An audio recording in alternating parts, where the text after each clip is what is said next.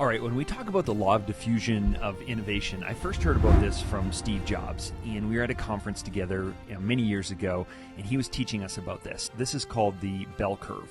2.5% of our industry are going to be what we call our innovators. These are folks creating new technology. Maybe it's even something like a new paint system, UV curing, whatever it might be.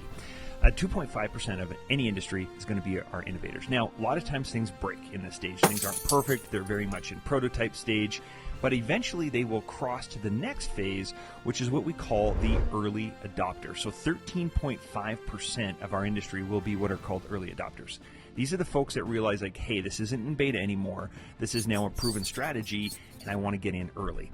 And so they will often enjoy the biggest rise. If you think of this like an investment curve, if you put your money in at the 2.5 at the innovator stage, some things will work out, some things won't, and that's okay. But once you get to the early adopter stage, it's like, okay, this is a pretty sure bet at this point, and now you're going to get in early where you can get the most rise, the most lift, as it were, out of it. Now, 34% of our industry will be what we call the early majority. They follow the early adopters. These are the folks that go, hey, this is a great idea.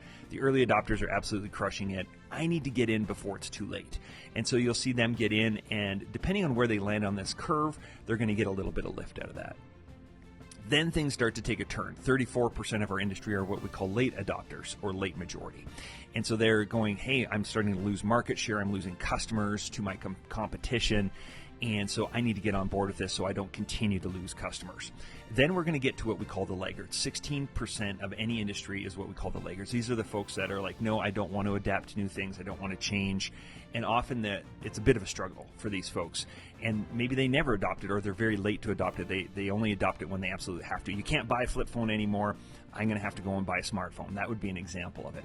So depending on where you sit in your risk tolerance, as it were, you might find that you sit somewhere on this chart. But the reason I get excited right now is because AI is still at the early adopter stage. It has just come out of innovation stage, and it's now in the early adopter stage. We're starting to see shops jump on board, starting to take advantage of this.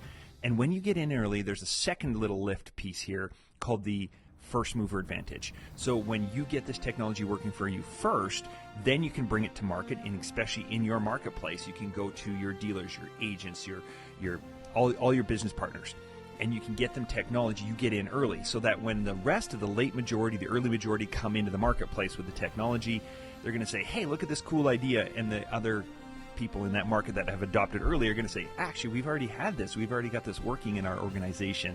And so there's a huge advantage to the early adopters, even the early stage, early majority. So my advice for the shops is the earlier you get in and the earlier you start getting this stuff figured out, the bigger advantage it will be to you.